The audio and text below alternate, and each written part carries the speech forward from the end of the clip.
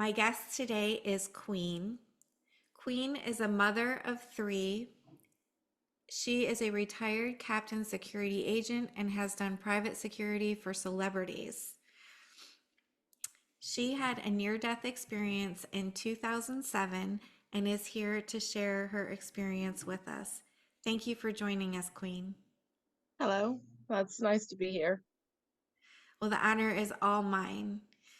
My viewers are interested in near death experiences. If you want to tell us about yours. Sure. 2007, I went in for surgery for fibroid cancerous tumors. And during the surgery, I had experienced, I guess my body had went into shock. The doctor had accidentally cut my bowel, and so that put my body into shock. And they had to do repair surgery right there for my bowel. And when I came out of recovery, I seemed to have went through everything was fine. They didn't have a problem with sending me back to my room. And it wasn't until I got to my room that is when I realized that something was wrong, because I remember being wheeled back into where my room was, where my bed was supposed to be, and my mother was already waiting for me. And I don't know, it was like a movie or something, because I couldn't move. Like, I noticed that I wasn't blinking my eyes. I couldn't open my mouth. I felt like I was trapped in my body, but I'm watching everything. So my mom's talking to the nurse and asking if everything is all right with me and that I looked pale. He said he was going to go get a morphine drip for me because I was in pain. And that's probably why I looked the way that I looked. And then I remember my mom looking back at me and screaming, saying, "My daughter's dead. Somebody help her. She's not breathing." And at that point, I'm still watching all of this.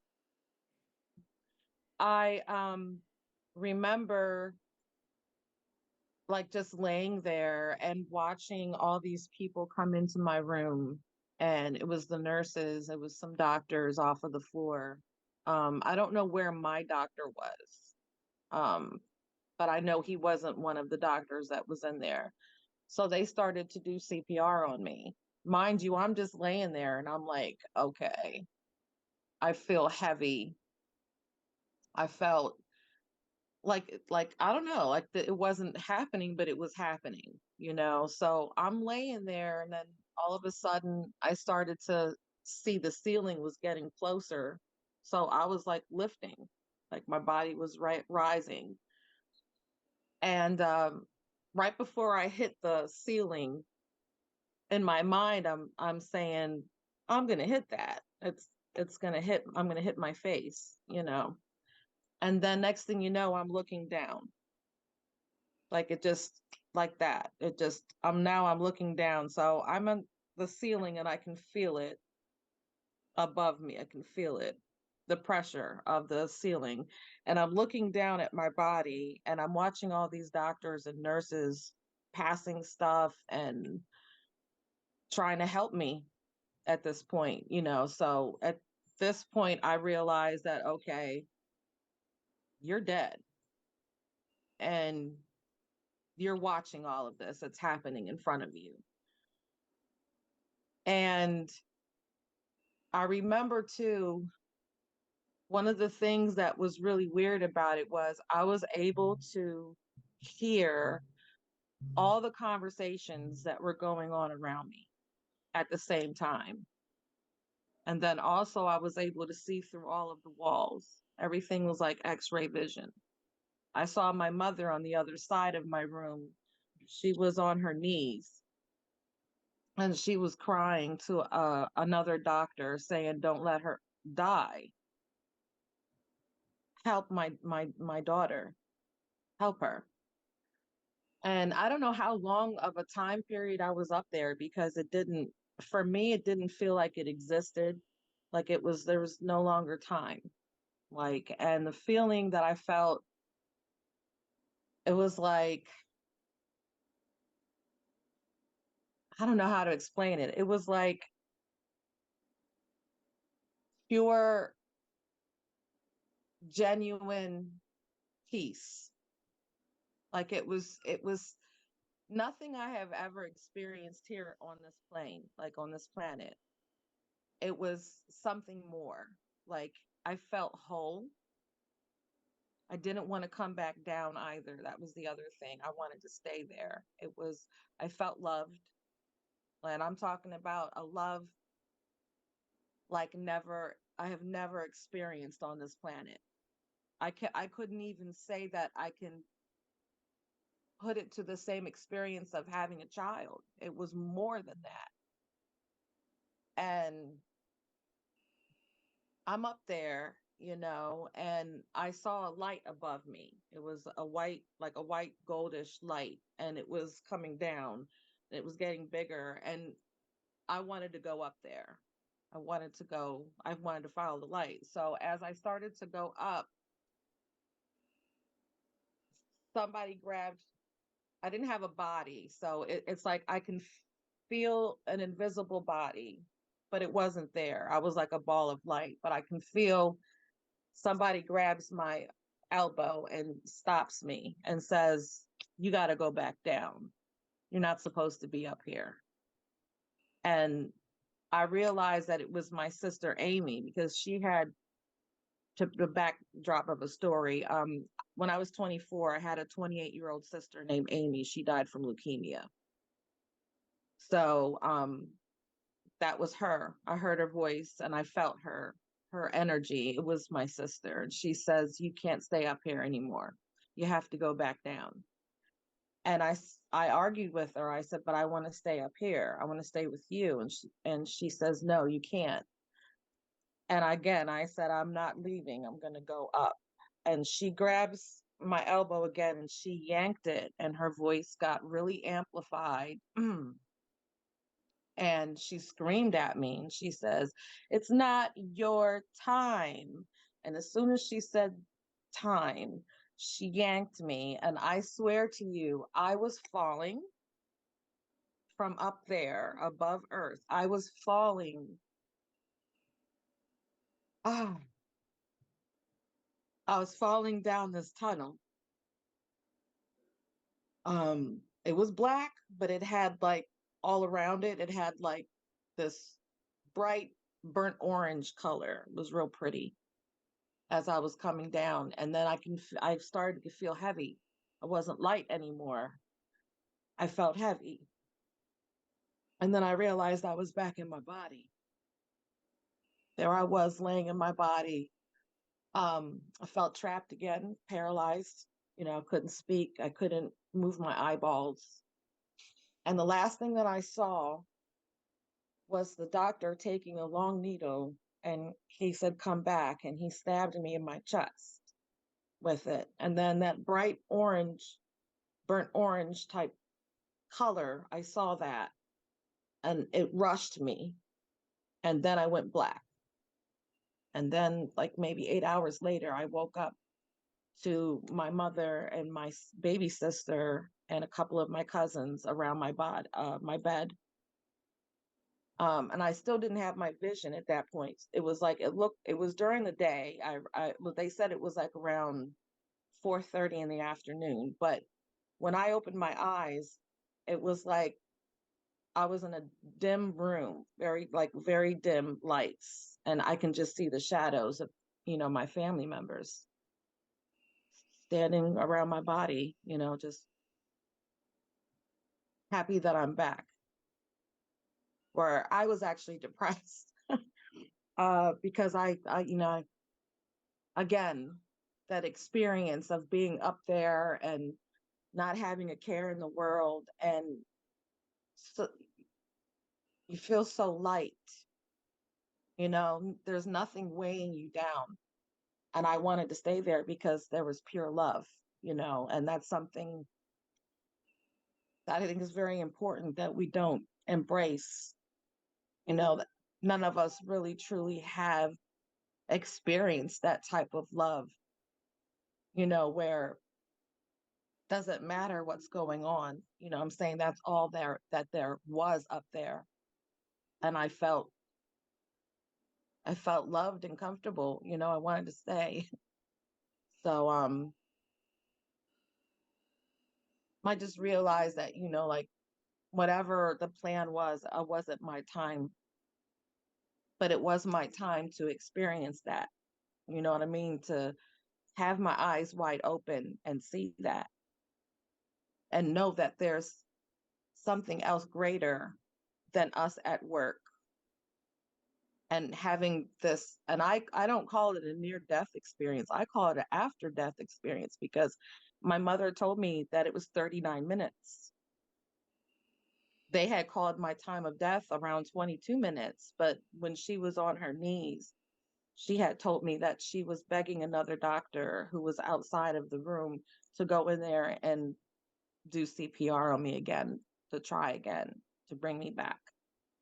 And he did that. He went in there. He said, I'm going to try again. But, if it doesn't happen, it's not, don't be upset. So I'm grateful for the experience and to share it with others, to let people know that, when my sister was dying the week before she died from her leukemia, she was telling us about the angels that were in her room. And, I laughed at first. I thought she was joking around, but she was really serious. I went to go visit her. It was in the afternoon at 2:30, and I remember going into her room and seeing her sitting there on her bed saying, "You can't sit on that chair." And I'm like, "Why not?" And she's like, "There's an angel sitting there." And I'm like, "Oh, yeah? Yeah. Well, what's he doing there?" And she's like, "He's going to take me home." And I'm like, "Okay." And selfishly, I'm thinking home meaning come home to us. But she was talking about going home. And so, like, I can't take that experience and say, this happened in 1996 when she passed away. My experience was in 2007.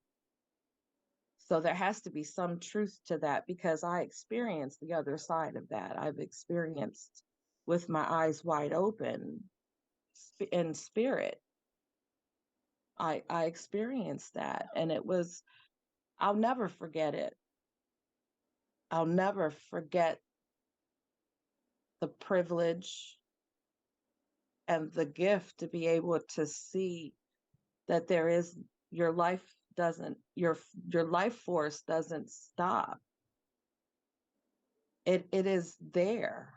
And when we leave this vessel, this body that we are using, when we leave this vessel, we still exist. And time doesn't matter. There was no such thing as time. I don't know. It felt like I was up there for hours. But then again, it didn't exist.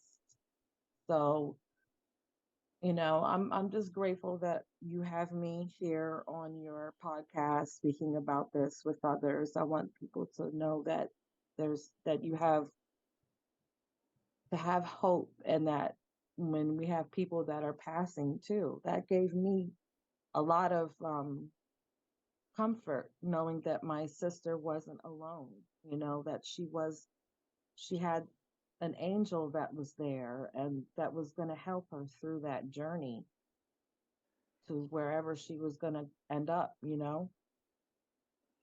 So thank you so much for having me on here. I hope that whoever's listening, that, whatever resonates, with my story, with my experience, to take that and think about it, think about what we have to look forward to.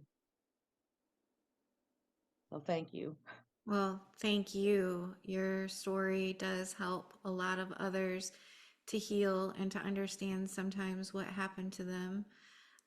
I think the world is waking up and more people are having spiritual experiences, not just near death, but spiritually transformative experiences as well.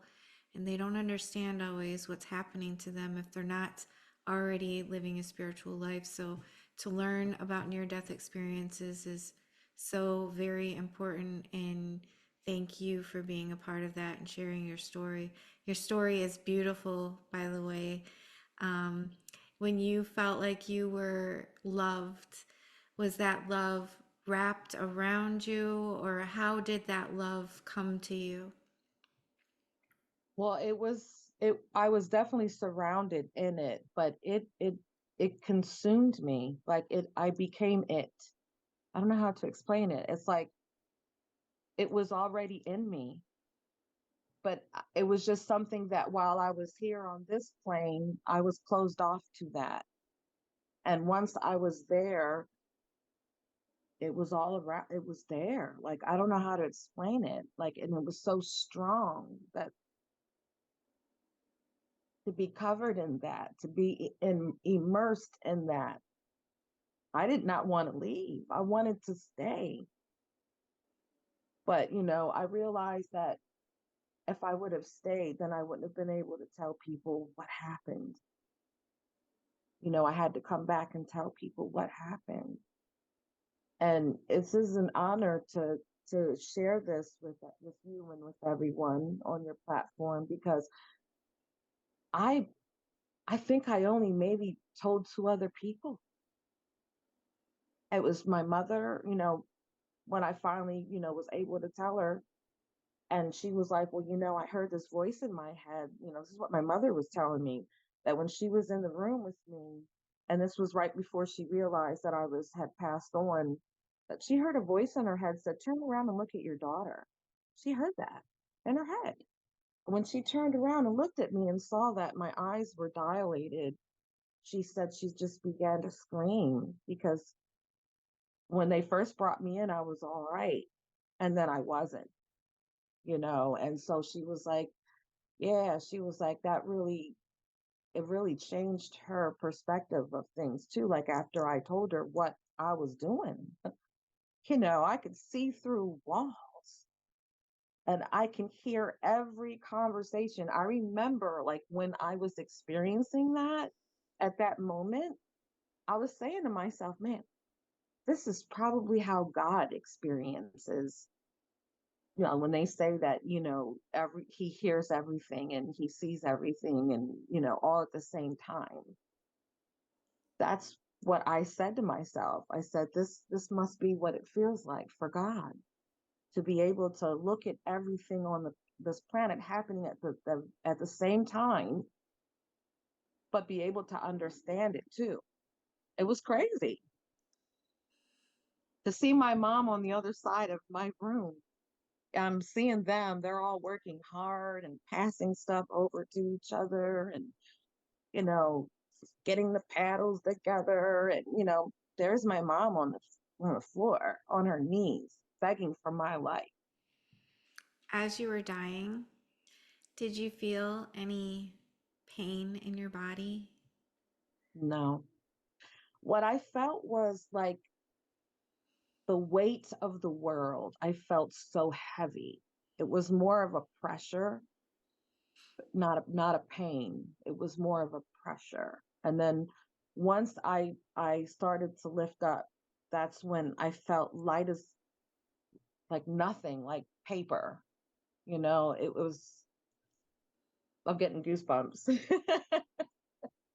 just talking about it. Um yeah, I was light. There was nothing there. I felt like nothing. I was something, but nothing all at the same time. It was such a weight lifted. So just, I had not a care in the world for anything. And that's another scary thing too, because I didn't want to come back. And here I have grandchildren. I have a 1 year old. She just started walking this week.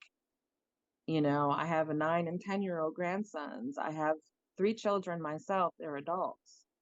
They're 32, they're 30, they're 28. And none of that mattered. I wanted to stay right where I was at. It just felt so good. And I had, again, never experienced anything quite like it. It was the most purest form of love. I want to say agape. It's like the top of the tier of love. You can't get any more exquisite than that. You can't get any more majestically higher to it. But I didn't want to give that up. I really didn't. But she grabbed me and she was like, "It's not your time," and just yanked me so hard that that gravity again, I started to feel the heaviness.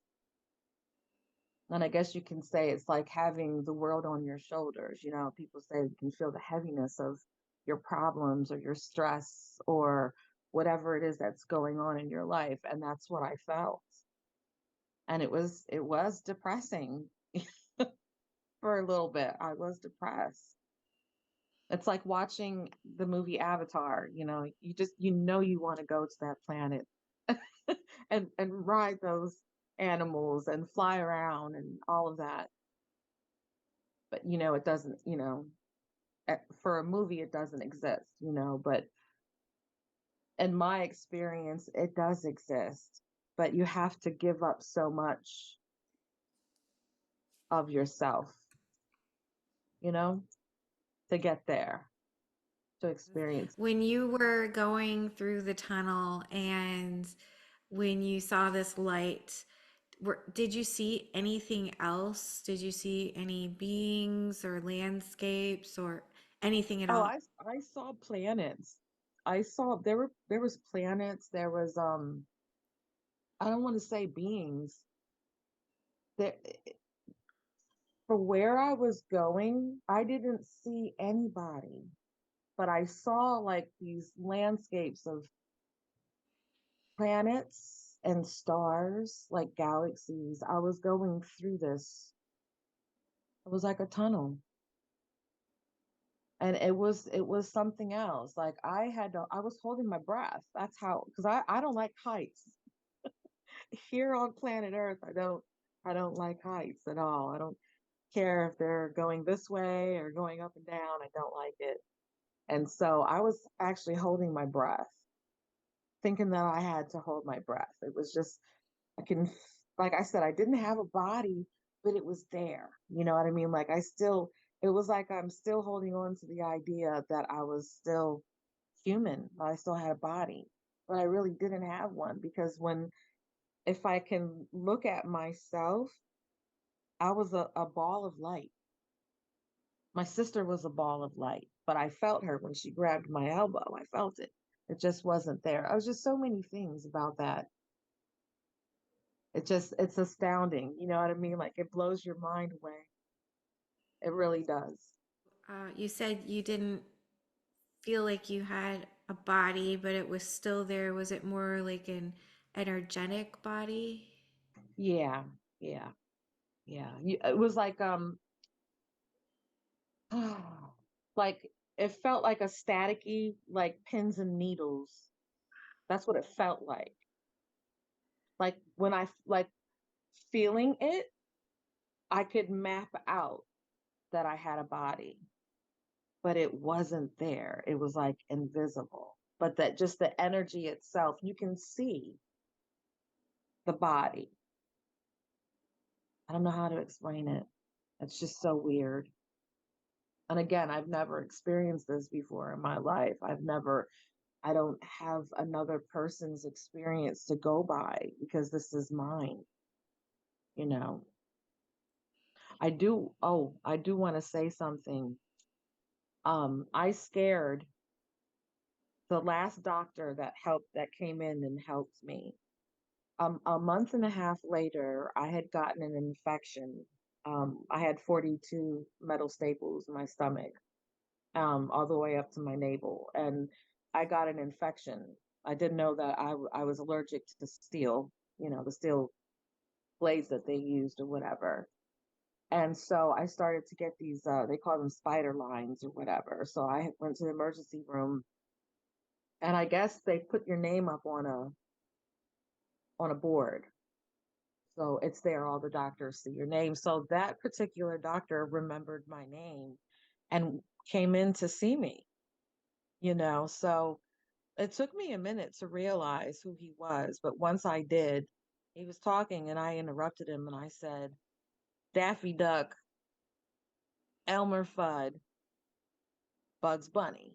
That's what I said to him. And he said, excuse me? And I said, he goes, the day that I met you, I said you were wearing a tie that had all those characters on there and they were playing golf. And his face got white. Like he got really white. And he was like, he goes, that's impossible. He said, I never met you. He said, and I said, yes, you did.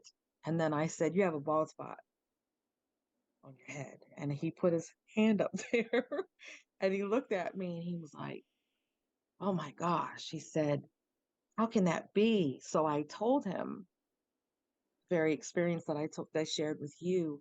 And he got really pale. His face got really, and he said, excuse me. He said, I have to go. He said, I'll be back. And he actually left the hospital. He got in his car and left because his attending came in and said, what happened? He said, what did you say to him? He said, he left out of here and he just started a shift. He still has so many hours left, And I told the doctor what happened. Now, this doctor was a little bit older. So he was like, oh, he said, you scared him. He said, it's probably his first time ever hearing that. He said, but it's not mine. And the doctor was telling me, he said, in my 30 plus years of working here, he said, I've had experiences where people have told me that they've watched me work on them or operate on them. You know what I mean? And some of them didn't die. It's just that their blood pressure was so low, you know what I mean, during the procedure that something happens, he said, where they have those experiences, and I call mine an after death experience because I was already dead for so many minutes, 39 minutes, that's a long time, you know, but yeah, it's amazing, you know, how these things happen and how we can give people another perspective, give them hope too, because a lot of people are afraid. I was afraid for my sister when she was dying. I didn't want her to be alone. I didn't want her to go through that. Like, even though I was there watching her pass away before my eyes, I'm holding her. I didn't want her to be alone, you know? And to know that the week before she was talking about these angels that were in her room, just hanging out, just I remember when she told me too, I said, when's he going to help you out? And she was telling me, she said, he told me I'm going to go through a lot of pain in my stomach and the doctors aren't going to be able to help me. That's when he's going to get inside of me to help me so I can get home. And I remember it was 4 days after she told me that I got the phone call. My mom said, oh, you got to get down to the hospital. I was closer. I was like 10 minutes to the hospital, Penn State Hershey Medical Center in Hershey, Pennsylvania. And I went over there, and they told me, I said, what happened? Oh, she's in the ICU right now. Uh, we had to intubate her. We had to put a tube down her throat. She has a respiratory, one of those machines to help her breathe, the breathing machine. And I said, well, what happened? He said she was complaining of a really bad headache and stomach pains, really bad. And he said we kept giving her morphine and it wasn't working. Then she started having seizures, back to back seizures. They wouldn't stop. She had a bleed in her brain, and that's what put her in a coma. And then she died 3 days later on a Sunday. I'm sorry to hear about your sister. She died Yeah. far too young. It's always difficult when we lose someone that we love. Um, Yeah. Yeah, she left behind two babies. When she passed away, her son was 10 months old, and her other son was 3.5 years old, and I raised them. I got custody of them and raised them, took care of them. One of them now is he writes books. He's a novelist. He writes books, and then the other one owns his own cigar company. Well, good for you. What a blessing you are to your family. Thank you. Um, when I believe it too about your sister experiencing visions of angels and things. I'm a hospice volunteer, and that's very common for people when they're getting ready to pass over to Yep. I never doubted her. I never, I took it serious. Like some of the nurses thought they were they chuckled a little bit because, they said she was out of her element. She wasn't behaving the same way. Even her personality kind of changed a little bit. And she also had moments of amnesia, that whole week before she passed. I remember sometimes I'd go visit with her, and when I'd walk into the room, you know how you stare at someone like who's a stranger? You don't know that person. So there's that look, like, I don't know you, who are you? She would give that look to me.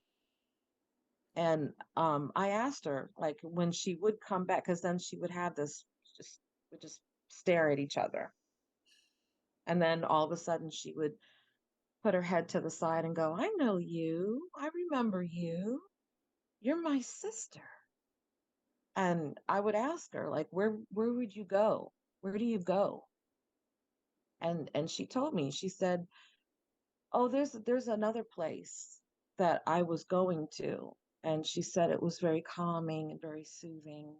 It's just when she was under a lot of stress and she would think about her eventual passing of leaving, she said it was very painful to think about that, because she was so young, because she was leaving behind these two small children that needed their mother, and what can you do with that? So she said there was another place that she would go to, and it was very soothing, and the angels were there with her too. I would ask her, is it just you, or you just in the, where are you, in the room? And she said, no, I went to a place where she said it was like a big pasture of, green grass and flowers, and the wind is going through her hair, and she's just there with these angels, and just helping her. Some of them would sing to her. And I said, hey, if she forgets me and forgets this world and she remembers a better world, I want her to have that. Because on the way out, you know what I mean, it can be painful when we don't let go of the weight of the world, that we've experienced while we're here. You know what I mean? It's easier when you let that go. When I let it go and I just eased into it, because in my head, I'm paralyzed. When I was laying there in my bed, that's what I remembered. I can't blink my eyes. I was trying so hard to open my mouth, to move my tongue. And it's just that acceptance of, well, there's nothing I can do about it. So I'm easing into this. Whatever happens, happens. But yeah, like I said, if there's anything that anyone has any questions, or, they're just wondering, I'm just one of many experiences. I was just able to come back and tell people what I experienced. And I just hope that, the people that are listening, that whatever resonates again with what I'm saying, please take that. You know what I mean? Take that information and pass it along. Help others to understand that you're not alone, even when you are. Does that make sense? Even when you are alone, you're not alone. That's what I got from this. And that there is a love like never before. It just consumes you. And I didn't want to leave. I was arguing. But when you argue with your destiny, argue with your fate, my fate was to come back down here and tell people my experience. So thank you for having me here, to let people know, what could happen. As a result of your near death experience, has that changed your life in any way? Yes, it has. Um, Time is very precious here. And instead of looking at our age, like how many, like I'm 52, I don't look my age. A lot of people say I look a little bit younger, but 52, I don't look at my I don't look at the number. I look at like how many seasons I have here on this planet. And if we went by the seasons rather than our numbers, you would know that you don't have much time here. So make it count. Make it count. Change lives for the better. Live in this moment because this is the moment that you have. I don't believe in time. So I don't believe in the past and I don't believe in the future, something that hasn't happened yet. I live in the here and now and I process, you know, the here and now. And you don't have much time. So make it count. Love as many people as you can. Love yourself. Be gentle with yourself.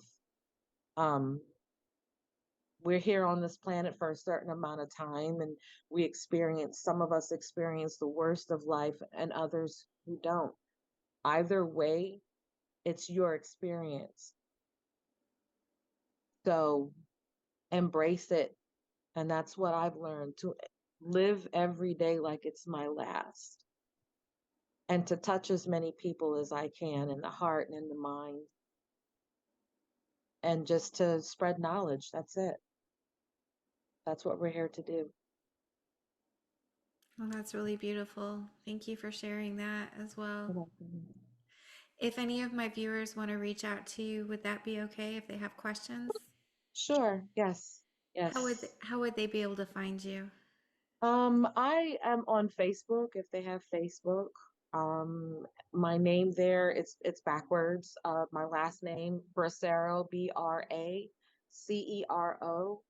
First name or the second name would be Maria, Maria. I do go by Queen, which is my middle name.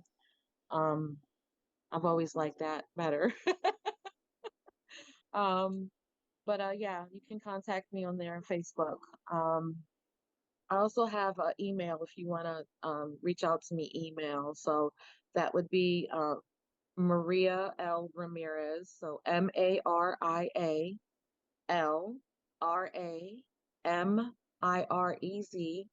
052 at gmail.com. You can contact me that way as well. And whatever questions you may have, I'll do my best to answer them. Thank you for But thank that. you. Do you have any last words of wisdom for people who may be grieving over a lost loved one or facing death?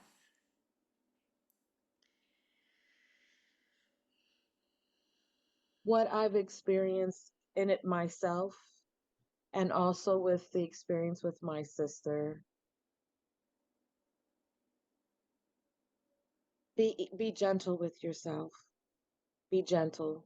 In those moments, those final moments, acceptance, accepting what is about to happen, and know that you won't cease to exist.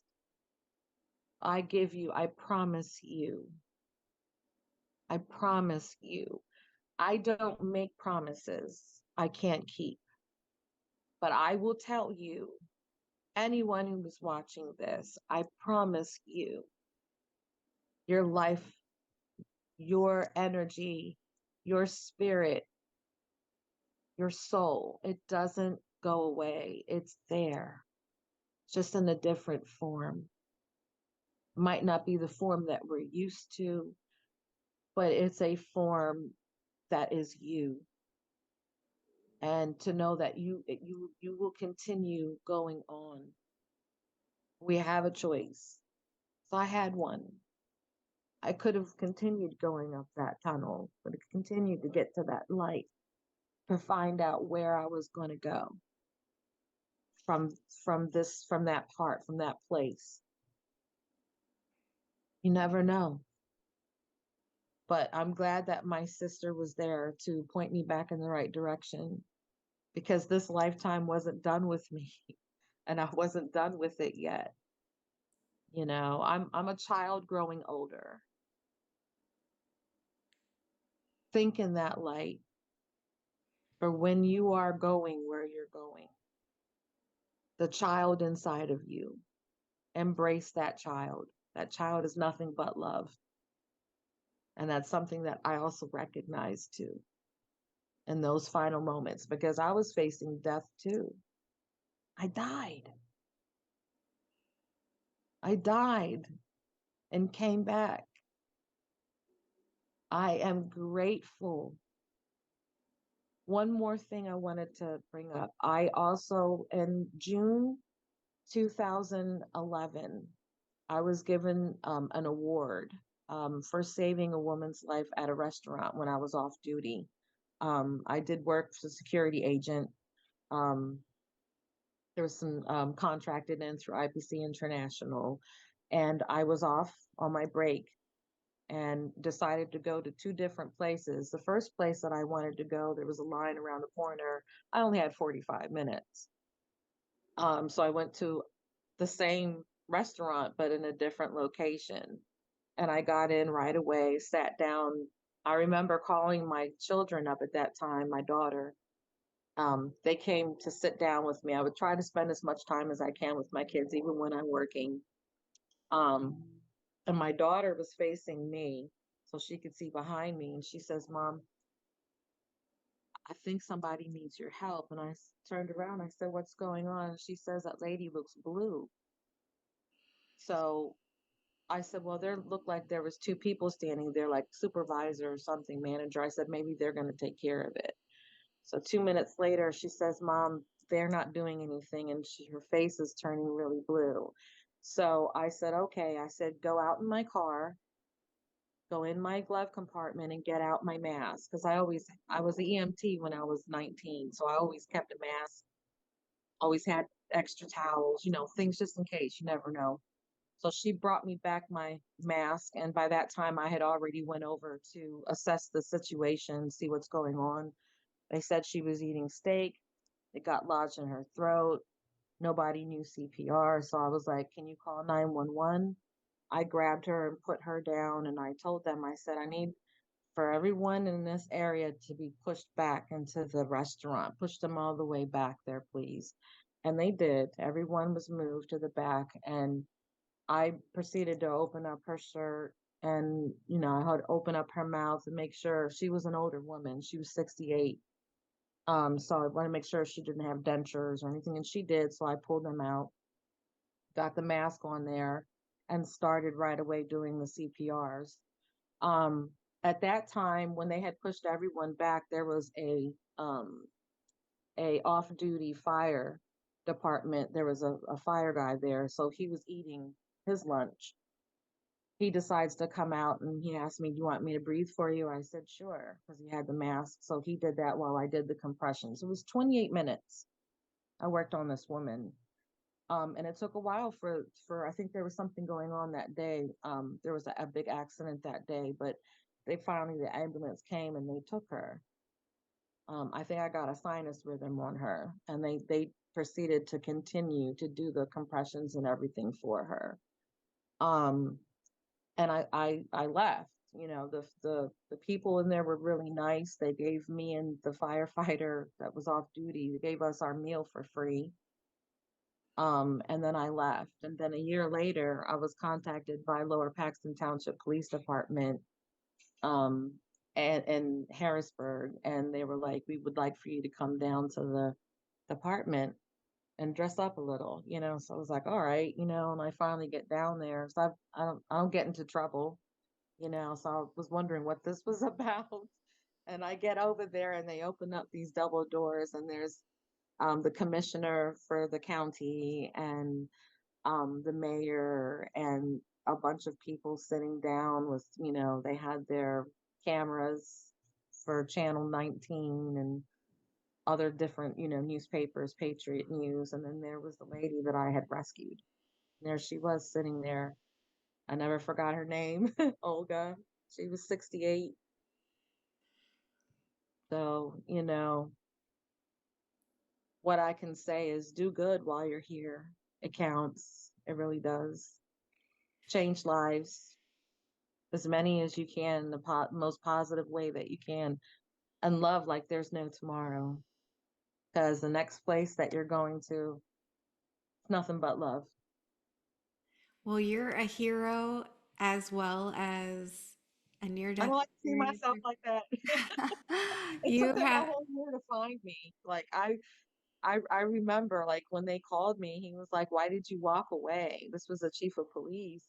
And I said, "Because I don't do it for the recognition. I don't I do what I'm supposed to do, and then I move on. I'm not gonna sit around." And I didn't even want them to pay for my I left a big tip. It was like 20 something dollars. It was like for my meal. You know, I I didn't do it for that. I did it because I went to school for that. And, if anyone knew how to do it, I did. And so I'm going to do whatever I can to help another person.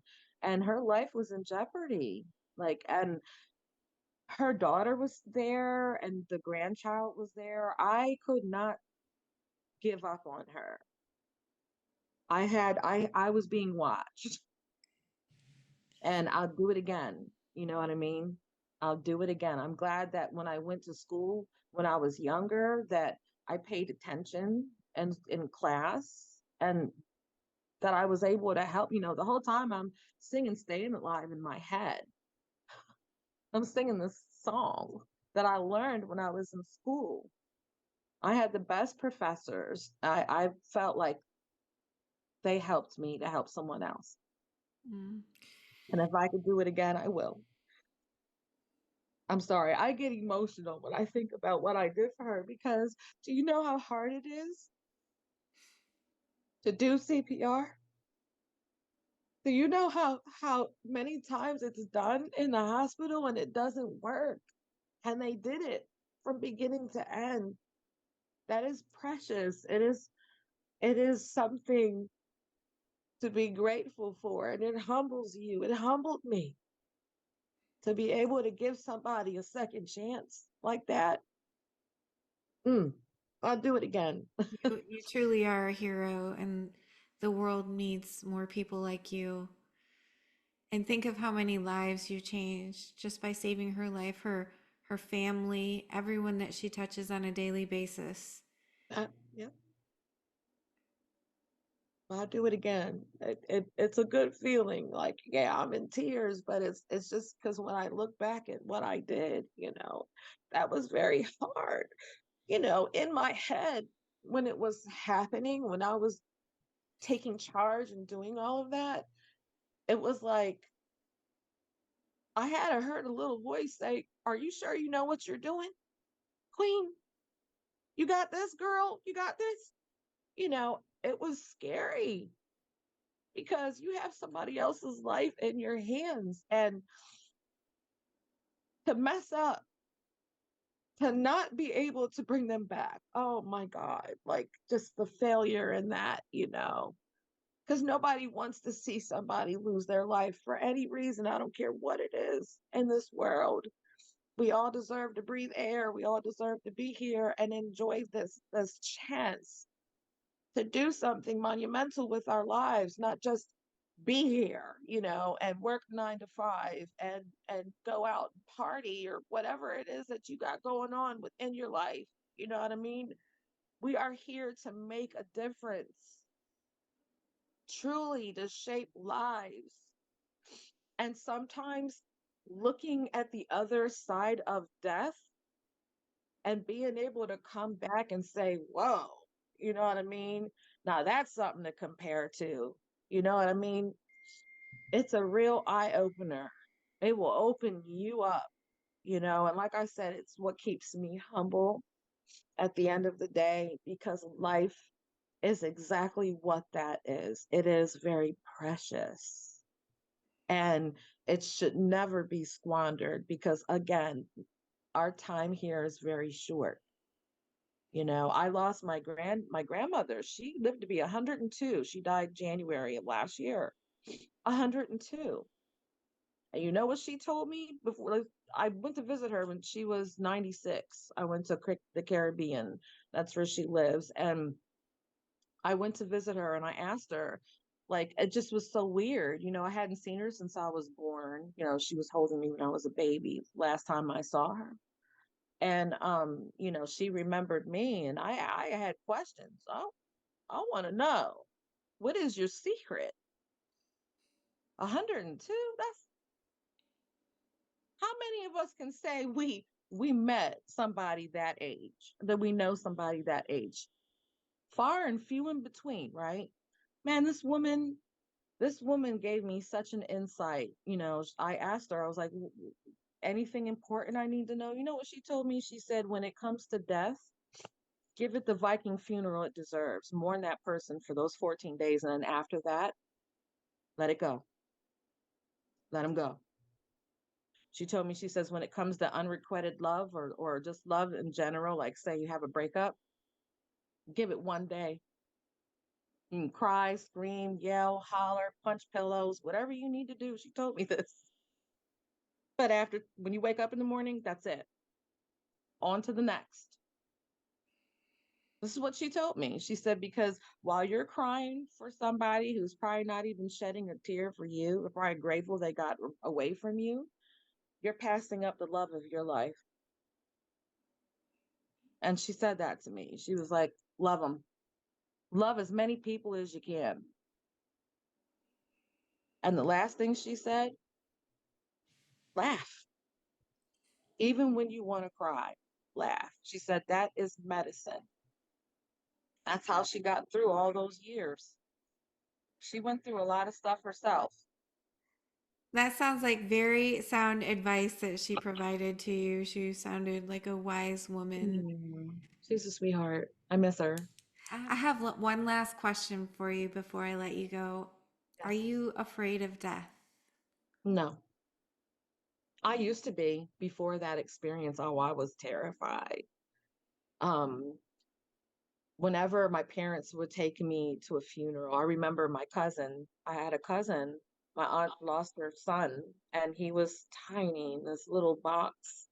And I remember looking at him, he had this shiny stuff, like it looked like glitter, but it was makeup. But it just looked like glitter all over the baby, looked shiny, and it just scared me. I just I was like 5 years old when I saw that. So I was always afraid. And now I'm not afraid because I know what's waiting for me, what's there already when I make that transition, when it is time for me to go. I know that I'm going to be alone for that moment because that's as far as I got to, was just me. It was just me and all the elements around me. I know that I'll be alone, but I'm not alone. That makes sense. Not It makes afraid at perfect all. sense. Thank you so much for joining us today, Queen. You're welcome. My pleasure.